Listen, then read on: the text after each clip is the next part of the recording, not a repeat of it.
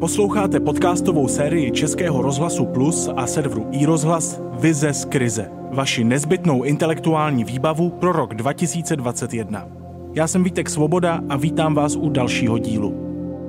Vize z krize. Jen v březnu minulého roku byly v Česku podle studie Divadelního ústavu zrušeny koncerty pro více než 600 000 návštěvníků. V dubnu to pak mělo být skoro 1,5 milionu lidí, kteří si nemohli koupit vstupenku na svého oblíbeného hudebníka, hudebnici nebo kapelu. A to mluvíme o první vlně. Kromě spousty zklamaných fanoušků utrpěli ztrátu všichni ti, kteří se kulturou živí. Tržby Hollywoodu se propadly o 80% a v čím dál tím červenějších číslech jsou i průmysl hudební, organizátoři festivalů nebo kluby a divadla. V roce 2020 jednoduše zemřela kultura. Mohla by se teď zrodit kultura nová, zdravější a udržitelnější? Katarina Kubošijová se živí hudbou už mnoho let. Talentovaná songwriterka, hudebnice a zpěvačka, známá jako Katarzia, píše introspektivní, osobní texty, ve kterých ale zároveň dokáže obsáhnout realitu i pocity celé generace. Osobní je i její příspěvek do podcastu Vize z krize. Jak by mohla vypadat zdravější kultura po pandemii? Poslechněte si její vizi.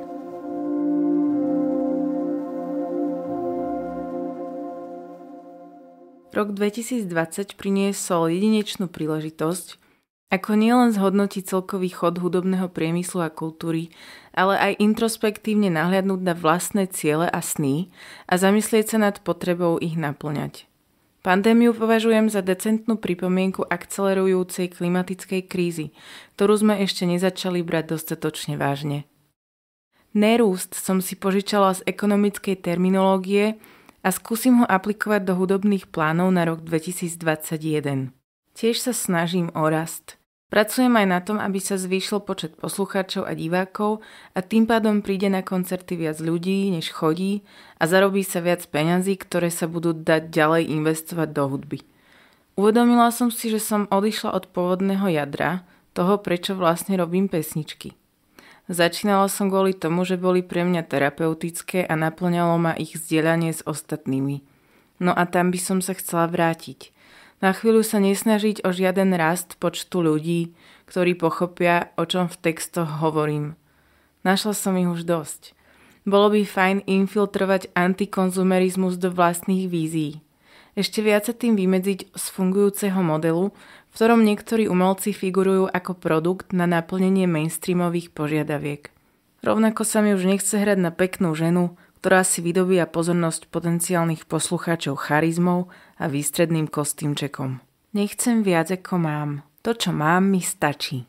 Pokúsim sa urobiť nejaký finančný plán, v ktorom budem aspoň 1/3 odkladať a šetriť na ďalšie náklady spojené s nahrávaním hudby a koncertmi, čo som doteraz nerobila a trochu sa mi to tento rok vypomstilo.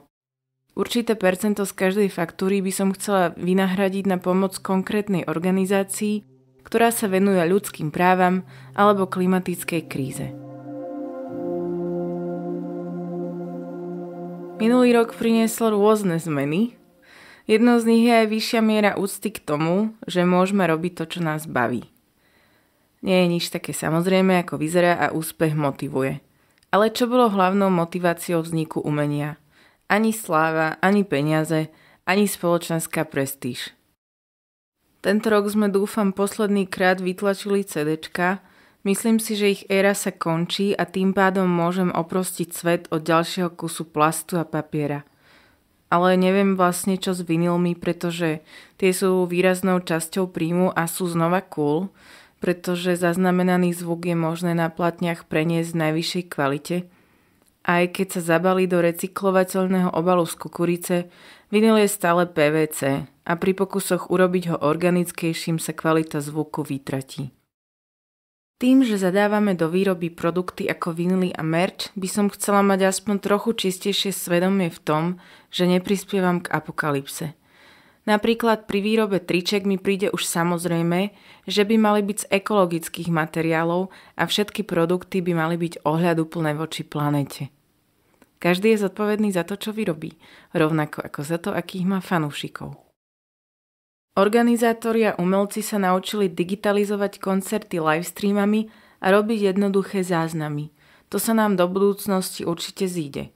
Koncert bude možné za menšiu cenu vstupenky streamovať pre tých, ktorí nemohli prísť alebo sa nezmestili do sály.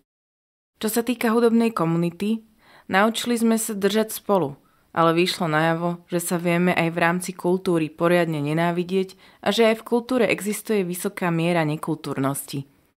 U nás vzniklo niečo ako odbory, facebooková stránka Hudobná únia Slovenska, kde niekoľko aktívnych manažérov a hudobníkov komunikovalo s ľuďmi z kultúrnej obce a delegovali požiadavky na vládu.